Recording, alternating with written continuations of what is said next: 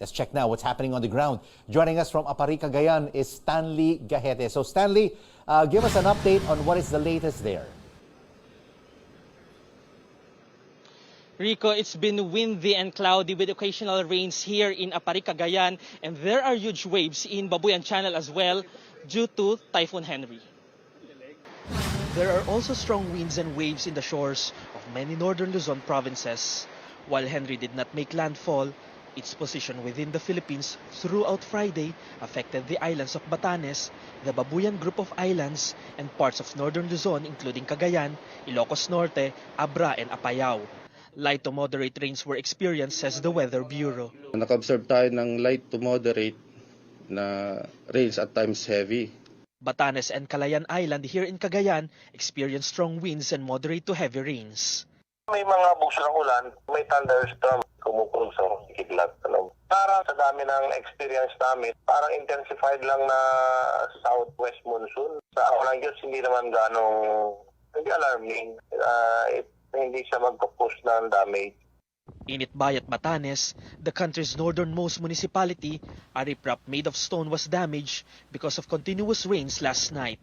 Sa kalukuyan, nakaranas ang Itbayat ng medyo malakas na hangin at pabugsog-bugsong ulan. Medyo maaraw din po. Sa ngayon, simula kahapon, wala nang biyaheng bangka dahil sa gale warning. The same scenario was observed in Basco, Batanes. Waves in coastal areas in Apari, Cagayan continue to limit the movement of fisher folk, affecting their livelihood. Some residents now opt to fish, even near the shore, just to get food. Tignan sir kung may mahuli ako sir, pangulam namin. Wala naman sir, ganyan na naman ang alon. Nakaduyan na naman kung walang mahuli dyan. Hindi ko kaya talagang bangkan yan sir. Bangkain yan. Kung malaki lang na bangka, kaya. Kaso maliliit lang po. Maliliit lang po yung bangka. Pang-ulam lang po pa. The Regional Disaster Risk Reduction Council is still monitoring the movement and possible impact of Typhoon Henry. All national roads and bridges in Cagayan region remain passable. Electricity and communication lines are unaffected. Water level in Cagayan River and creeks are normal. While seas are rough, fishing boats will have to remain ashore, and fisher folk and families can only pray for the storm passes soon. Rico. Stanley, how many days do we expect these fishing boats to be stuck on land?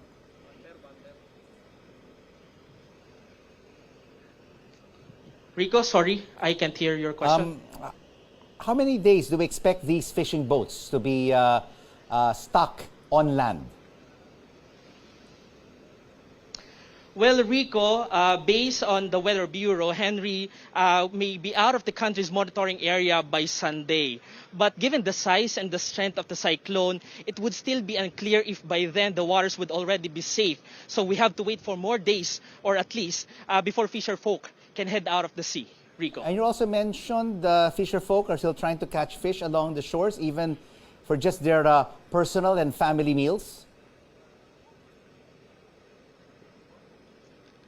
Rico, of course, different local government units provide different assistance to affected coastal residents. Some provide food packs, others provide fishing gears and equipment. But of course, it's not a regular routine, and it's always a different story if you go on the ground because some fisher folk says otherwise. Some are looking for temporary sources of income like construction jobs or assisting family members in the wet markets or borrowing money from friends and relatives or food items from local stores. Rico. Stanley Gahete, thank you so much for that update live from Apari in Cagayan.